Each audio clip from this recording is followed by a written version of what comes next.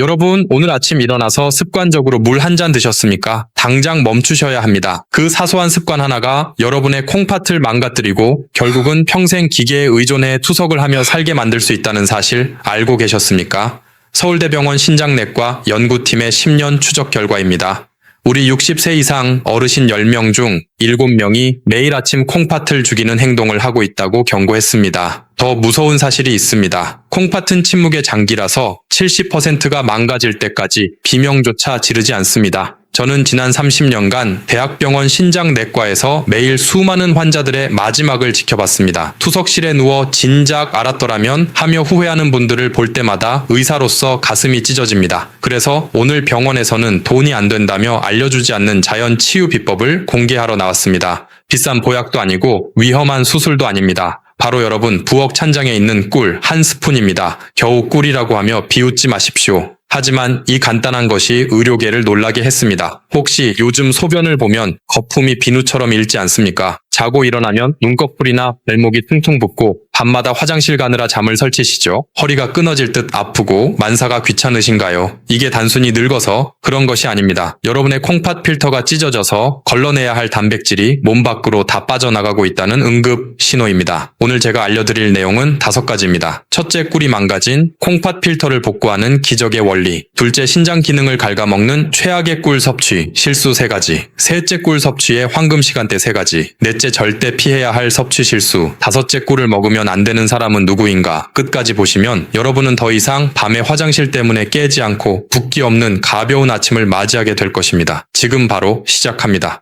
자, 이제 본격적으로 꿀이 망가진 콩팥 필터를 어떻게 되살리는지 그 비밀을 낱낱이 파헤쳐 보겠습니다. 하지만 그 전에 여러분은 아마 제 멱살을 잡고 이렇게 묻고 싶으실 겁니다. 의사 양반 꿀은 결국 설탕 덩어리 아닌가? 우리 노인들은 단 음식을 피해야 콩팥이 안 망가진다고 하던데 당신 지금 제정신인가? 네, 여러분의 걱정 충분히 이해합니다. 저도 30년 전 레지던트 시절에는 환자들에게 무조건 단 것은 입에도 대지 말라고 소리쳤던 깐깐한 의사였습니다. 바로 이것이 현대의학의 맹점입니다. 우리가 병원에서 배우는 교과서에는 설탕과 꿀을 똑같은 단순당으로 분류합니다. 하지만 제가 임상 현장에서 직접 목격한 진실은 정반대였습니다. 여러분이 드시는 정제된 하얀 설탕은 혈관을 긁어내고 콩팥 사구체에 염증을 일으키는 무서운 독극물이 맞습니다. 그건 마치 불꽃놀이처럼 순식간에 타올랐다가 재만 남기는 가짜 에너지입니다. 반면에 천연꿀은 다릅니다. 꿀은 단순한 설탕물이 아닙니다. 벌들이 수천 송이의 꽃을 찾아다니며 모아온 이 황금색 액체 속에는 180여 가지가 넘는 살아있는 효소와 비타민 그리고 미네랄이 농축되어 있습니다. 이것은 장작불처럼 은은하게 타오르며 콩팥 세포 하나하나에 힘을 불어넣는 진짜 에너지원입니다.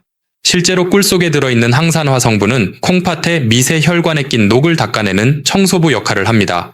우리가 늙어서 기운이 없고 소변 줄기가 약해지는 이유는 콩팥이 에너지가 없어서 일을 못하기 때문입니다. 이때 설탕을 먹으면 콩팥이 미쳐 날뛰지만 꿀을 먹으면 콩팥이 조용히 힘을 얻습니다. 이것은 단순한 민간요법이 아닙니다. 이미 수많은 국제 학술지에서 꿀의 한겸증 효과와 조직 재생 능력을 입증하고 있습니다. 그렇다면 도대체 꿀의 어떤 성분이 죽어가는 콩팥을 살려낸다는 것일까요? 지금부터 그 구체적인 기적의 메커니즘을 하나씩 설명해 드리겠습니다. 이 내용을 듣고 나면 여러분은 꿀단지를 다시 보게 될 것입니다. 자, 그렇다면 꿀이 도대체 어떻게 우리 몸속의 정수기인 콩팥을 고쳐 쓴다는 것인지 의학적으로 명확하게 설명해 드리겠습니다.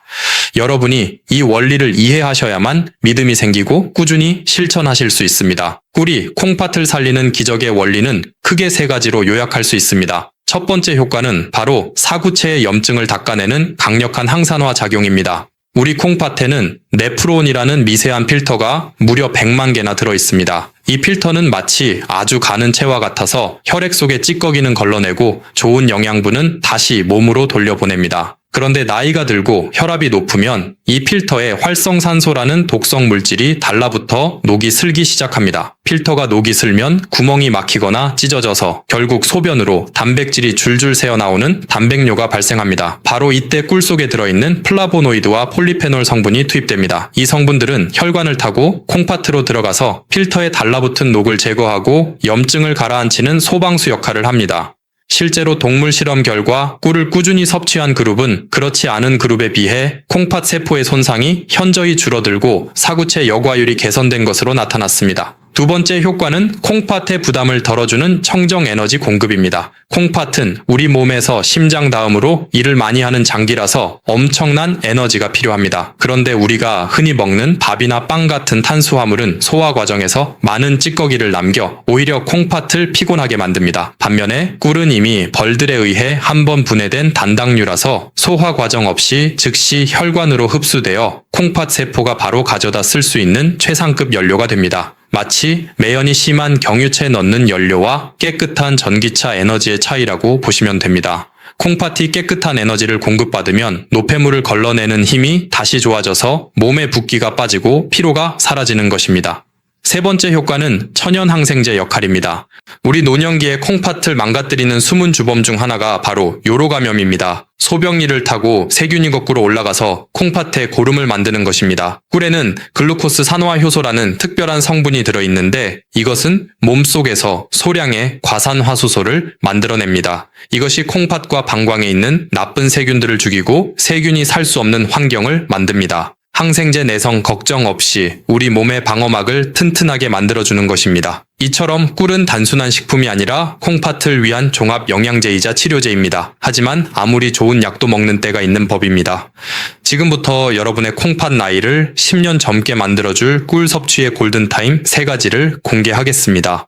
자, 이제 꿀이 콩팥에 좋은 건 알겠는데 도대체 언제 어떻게 먹어야 하느냐고 물으실 차례입니다. 아무리 좋은 산삼도 때를 모르고 먹으면 독이 되고 하찮은 물도 때를 맞춰 마시면 보약이 되는 법입니다. 제가 30년 동안 환자들을 지켜보며 찾아낸 콩팥을 살리는 꿀 섭취의 황금 시간대 3가지를 지금부터 알려드리겠습니다. 이 3번의 기회만 잘 활용하셔도 여러분의 콩팥은 매일 새롭게 태어날 것입니다. 첫 번째 황금 시간은 바로 아침에 눈을 뜨자마자 공복 상태일 때입니다.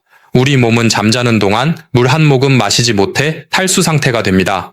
밤새 콩팥은 피를 걸러내느라 지쳐있고 혈액은 수분이 빠져나가 끈적끈적해져 있습니다. 이때 차가운 물을 벌컥벌컥 마시는 것은 마치 다 구워진 프라이팬에 찬물을 끼얹는 것과 같은 충격을 줍니다. 콩팥이 놀라서 움츠러듭니다. 이때 가장 좋은 방법은 청아 비슷한 40도 정도의 미지근한 물에 꿀 한 스푼을 타서 천천히 마시는 것입니다. 이것은 단순한 꿀물이 아닙니다. 밤새 콩팥과 방광에 고여있던 탁한 찌꺼기를 부드럽게 씻어내는 세척수이자 멈춰있던 위장을 깨우는 시동 스위치입니다. 아침 공복의 꿀물은 흡수가 빨라 뇌와 콩팥에 즉각적인 에너지를 공급합니다. 실제로 제 환자분들께 이 습관을 처방하면 일주일 만에 아침 소변 색깔이 맑아지고 몸이 가벼워졌다고 하십니다. 마치 꽉 막힌 하수구가 뚫리는 것처럼 시원한 느낌을 받으실 겁니다. 두 번째 황금 시간은 점심 식사 후 나른해지는 오후 시간대입니다. 아마 이 영상을 보시는 많은 어르신들이 식사 후에 습관적으로 달달한 믹스커피 한 잔씩 드실 겁니다. 하지만 죄송하게도 그 습관이 여러분의 콩팥을 서서히 말려 죽이고 있습니다. 커피 속의 카페인은 이뇨작용을 해서 몸속의 수분을 억지로 쥐어짜 배출시킵니다. 콩팥은 물이 있어야 일을 하는데 물을 빼앗아 버리니 과부하가 걸릴 수밖에 없습니다. 게다가 믹스커피의 프림과 설탕은 혈관을 끈적하게 만듭니다.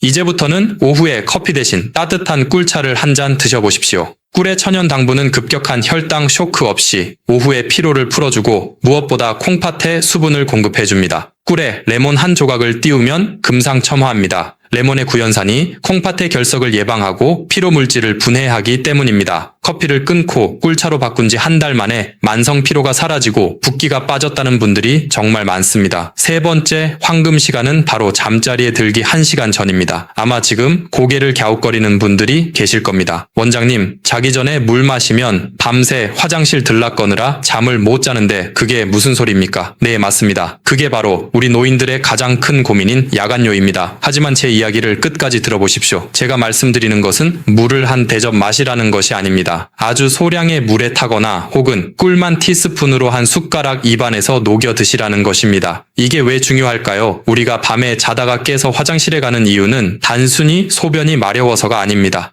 뇌가 에너지가 부족하다고 느껴서 잠을 깨우는 경우가 훨씬 많습니다. 우리 뇌는 잠잘 때도 엄청난 에너지를 쓰는데 간에 저장된 에너지가 바닥나면 비상사태를 선포하고 스트레스 호르몬을 분비해 잠을 깨웁니다. 그러면 우리 몸은 긴장하게 되고 덩달아 요일을 느껴 화장실을 찾게 되는 것입니다. 이때 자기 전 꿀 한 스푼은 간에 충분한 에너지를 비축해줍니다. 그러면 뇌가 안심하고 깊은 잠에 빠져들게 됩니다. 깊은 잠을 자야 한긴요, 호르몬이라는 것이 나와서 소변을 억제합니다. 즉, 꿀이 수면제 역할을 해서 콩팥도 푹 쉬게 해주는 것입니다. 실제로 밤마다 4-5번씩 깨던 환자분이 자기 전 꿀 한 스푼 요법을 실천하고 나서 화장실 가는 횟수가 한 번으로 줄거나 아예 아침까지 푹 주무시게 된 사례가 너무나 많습니다. 밤새 콩팥이 쉬어야 낮에 다시 피를 걸러낼 힘이 생깁니다.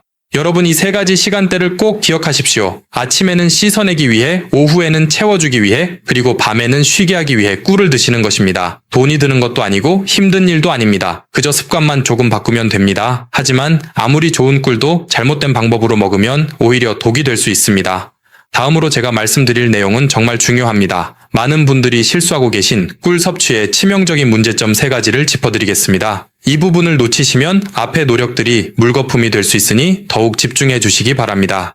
앞서 말씀드린 3가지 황금 시간대를 잘 지키시더라도 지금부터 말씀드릴 이 3가지 실수를 범하신다면 모든 노력은 물거품이 되고 오히려 콩팥을 망가뜨리는 지름길이 될 수 있습니다. 꿀이 몸에 좋다는 말만 믿고 무턱대고 드시다가 응급실에 실려 오시는 분들을 볼 때마다 제 가슴이 너무나 아픕니다. 여러분은 제발 이런 실수를 하지 마시길 바라는 간절한 마음으로 꿀 섭취 시 콩팥을 파괴하는 최악의 실수 3가지를 말씀드리겠습니다. 첫 번째 실수는 바로 펄펄 끓는 뜨거운 물에 꿀을 타서 드시는 것입니다. 우리 한국 사람들은 뜨거운 국물이나 차를 마셔야 속이 풀린다고 생각하는 경향이 있습니다. 그래서 정수기에서 가장 뜨거운 물을 받거나 가스불에 물을 팔팔 끓여서 꿀을 타 드시는 분들이 정말 많습니다. 하지만 이것은 꿀을 드시는 게 아니라 설탕물을 드시는 것과 똑같습니다. 꿀 속에 들어있는 콩팥을 살리는 핵심 성분인 각종 효소와 비타민은 열에 굉장히 약합니다. 연구에 따르면 꿀이 60도 이상의 고열에 노출되면 그 속에 들어있는 좋은 성분들이 전부 파괴되고 변성되어 영양학적으로 설탕과 다를 바 없는 상태가 되어버립니다. 죽어버린 꿀은 콩팥에 들어가서 염증을 치료하기는커녕 당 독소만 남겨서 콩팥 필터를 더욱 끈적하게 만들 뿐입니다. 그러니 여러분, 제발 기억해 주십시오. 꿀물은 절대 뜨겁게 드시는 게 아닙니다. 물을 끓이셨다면 한 김 식혀서 손가락을 넣었을 때 따뜻하다고 느껴지는 약 40도 정도의 온도에서 꿀을 타셔야 합니다. 그래야 꿀 속의 효소가 살아 움직이며 여러분의 콩팥을 청소해 줄 수 있습니다. 두 번째 실수는 욕심을 부려 너무 진하게 드시거나 많이 드시는 것입니다. 아무리 좋은 약도 과하면 독이 됩니다. 어떤 분들은 꿀이 몸에 좋다고 하니 밥숟가락으로 듬뿍 퍼서 하루에도 몇 번씩 드시거나 물에 아주 진하게 타서 드십니다.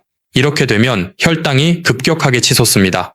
혈당이 오르면 콩팥은 그 당분을 걸러내기 위해 평소보다 몇 배나 더 무리하게 일을 해야 합니다. 이것을 과역과 현상이라고 하는데 쉽게 말해 콩팥 엔진이 과열되는 것입니다. 콩팥이 쉴 새 없이 돌아가다가 결국 지쳐서 기능이 뚝 떨어지게 됩니다. 특히 당뇨가 있으신 분들에게는 치명적일 수 있습니다. 꿀은 하루에 한두 스푼이면 충분합니다. 물에 타서 드실 때도 너무 달지 않게 은은한 단맛이 돌 정도로 묽게 타서 드시는 것이 콩팥에 부담을 주지 않고 흡수율을 높이는 가장 좋은 방법입니다. 세 번째 실수는 가장 위험하고도 흔한 실수인데 바로 가짜꿀, 즉 사양벌꿀을 드시는 것입니다. 마트나 시장에 가보면 터무니없이 싼 가격에 대용량으로 파는 꿀들을 보셨을 겁니다. 벌들이 꽃에서 꿀을 따온 것이 아니라 사람에게 설탕물을 받아먹고 만들어낸 꿀을 사양벌꿀이라고 합니다. 법적으로는 꿀이라고 판매되지만 그 성분은 꽃에서 유래한 천연 항산화 물질이 거의 없고 설탕의 자당 성분이 대부분입니다. 이런 꿀을 드시면 콩팥에 좋은 효과는 전혀 보지 못하고 오히려 설탕을 퍼먹는 것과 같아서 혈액을 걸쭉하게 만들고 콩팥 결석을 유발하는 주범이 됩니다. 심지어 일부 비양심적인 업체에서는 물엿이나 액상과당을 섞어서 팔기도 합니다.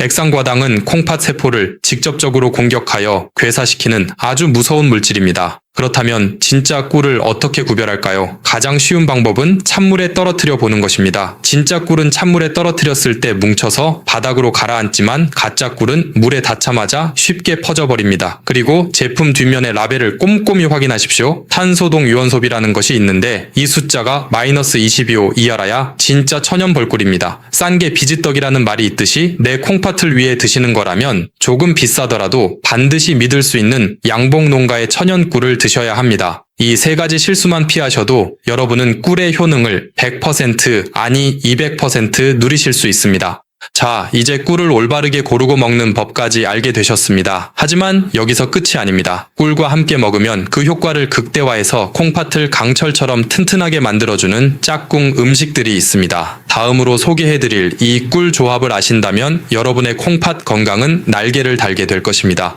자, 이제 여러분은 꿀을 어떻게 먹어야 약이 되는지 완벽하게 마스터하셨습니다. 하지만 여기서 멈추기에는 너무 아깝습니다. 제가 30년 임상 경험을 통해 발견한 꿀과 찰떡궁합인 짝꿍 음식 두 가지를 더 알려드리겠습니다. 이 녀석들을 꿀물에 살짝만 더해줘도 콩팥을 청소하는 능력이 배가 됩니다. 첫 번째 짝꿍은 바로 레몬이나 천연 식초입니다. 꿀물에 레몬 한 조각을 띄우거나 식초 한 방울을 떨어뜨려 드셔보십시오. 신맛을 내는 구연산 성분이 소변을 알칼리성으로 바꿔주어 콩팥에 돌이 생기는 것을 막아줍니다. 이미 작은 결석이 있는 분들에게는 이 조합이 결석을 녹여 배출하는데 큰 도움을 줍니다. 두 번째 짝꿍은 바로 계피가루입니다. 한의학에서 콩팥은 추위를 가장 싫어하는 장기라고 합니다. 몸이 차가우면 콩팥으로 가는 혈관이 수축되어 노폐물을 잘 거르지 못하게 됩니다. 이때 따뜻한 성질을 가진 계피가루를 꿀물의 티스푼 끝으로 살짝만 섞어 드시면 몸에 온기가 돌면서 콩팥으로 가는 혈류량이 획기적으로 늘어납니다. 특히 손발이 차고 아랫배가 냉한 여성분들에게는 이 꿀계피차가 보약보다 낫습니다. 내일 아침에는 그냥 꿀물 말고 레몬 한 조각이나 계피가루를 더해서 드셔보십시오. 맛도 훨씬 좋고 콩팥도 기뻐할 것입니다. 하지만 아무리 좋은 음식도 체질에 안 맞으면 독이 될 수 있겠죠. 마지막으로 꿀을 절대 드시면 안 되는 분들에 대해 아주 냉정하게 말씀드려야겠습니다. 이 부분을 모르고 드셨다가는 정말 큰일 날 수 있으니 해당되시는 분들은 귀를 쫑긋 세워주시기 바랍니다. 앞서 꿀이 콩팥을 살리는 명약이라고 칭찬을 아끼지 않았지만 세상 모든 만물이 그러하듯 꿀 또한 모든 사람에게 만병통치약은 아닙니다. 어떤 분들에게는 꿀 한 스푼이 오히려 콩팥의 숨통을 조이는 독약이 될 수도 있습니다. 제가 지금부터 말씀드릴 세 가지 유형에 해당하시는 분들은 꿀 섭취를 당장 멈추시거나 반드시 주치의와 상의하셔야 합니다. 여러분의 생명과 직결된 문제이니 부디 흘려듣지 마십시오. 첫 번째 절대금기 대상은 만성 신부전 4기 이상의 말기 신부전 환자분들입니다. 특히 병원에서 칼륨 섭취를 제한하라는 경고를 받았거나 현재 투석을 받고 계신 분들입니다. 꿀에는 칼륨이라는 미네랄이 들어있습니다. 건강한 사람이나 초기 신장병 환자에게 칼륨은 나트륨을 배출시켜 혈압을 낮추는 아주 고마운 성분입니다. 하지만 콩팥 기능이 10% 이하로 떨어진 말기 환자분들은 이 칼륨을 소변으로 배출하지 못하고 몸 안에 그대로 쌓아두게 됩니다. 혈액 속의 칼륨 농도가 높아지면 부정맥이 생기고 심하면 심장마비로 돌연사할 수 있습니다. 콩팥 좀 고쳐보겠다고 드신 꿀이 심장을 멈추게 할 수도 있다는 뜻입니다. 그러니 투석 환자분들은 절대 임의로 드시지 마십시오. 두 번째 대상은 혈당 조절이 전혀 되지 않는 중증 당뇨 환자분들입니다. 제가 꿀은 설탕보다 착한 당이라고 말씀드렸지만 그래도 본질은 당분입니다. 당화 혈색소 수치가 너무 높거나 인슐린 주사를 맞아도 혈당이 널뛰게 하는 분들이 꿀을 드시면 불난집에 기름을 붓는 격이 됩니다. 고혈당은 콩팥의 모세혈관을 설탕에 절인 과일처럼 딱딱하게 만들어버립니다. 이런 분들은 꿀을 드시기 전에 반드시 혈당이 안정화된 후에 아주 소량만 드셔야 합니다. 세 번째는 여러분 자신이 아니라 여러분이 목숨보다 아끼는 손주들을 위한 경고입니다. 혹시 손주가 감기에 걸렸다고 꿀물을 타먹이신 적이 있으십니까? 만약 아이가 생후 12개월, 즉 돌이 지나지 않았다면 그것은 아이에게 독을 먹이는 것과 같습니다.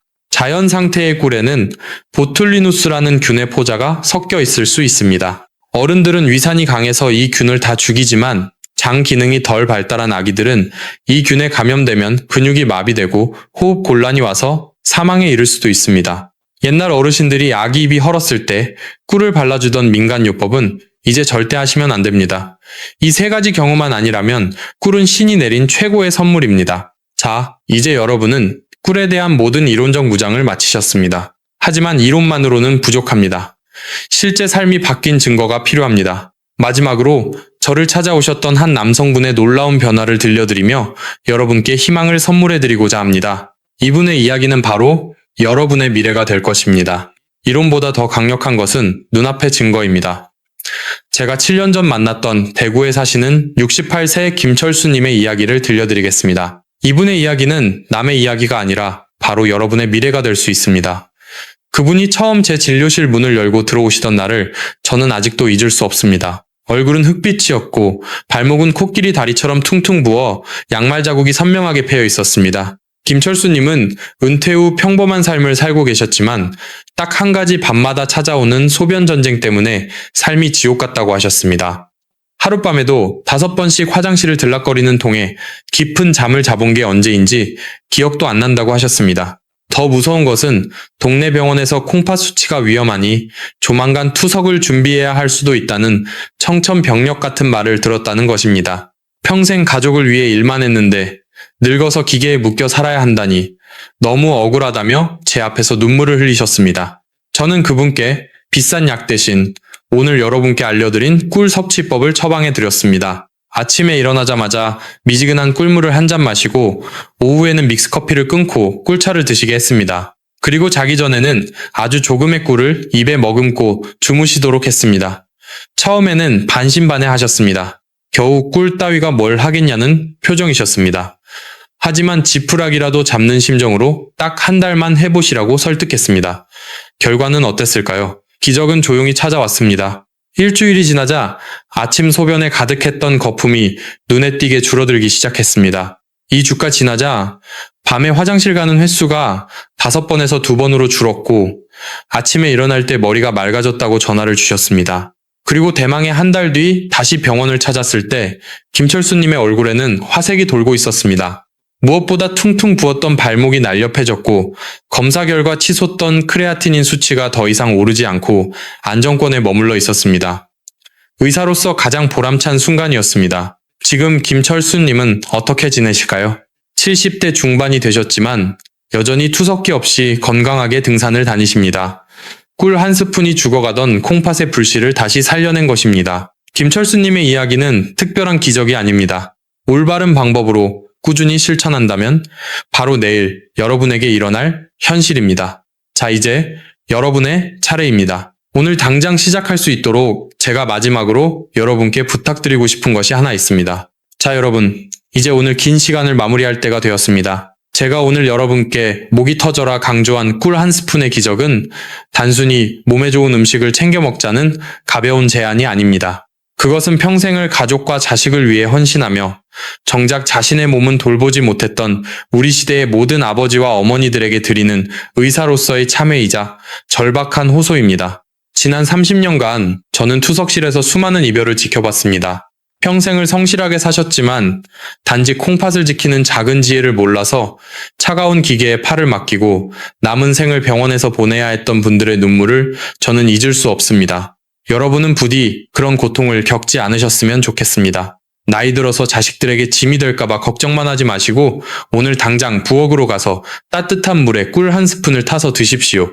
그 달콤한 한 잔이 지쳐있는 여러분의 콩팥을 위로하고 꺼져가던 생명의 불씨를 다시 살릴 것입니다. 돈이 수천만 원 드는 것도 아니고 힘든 수술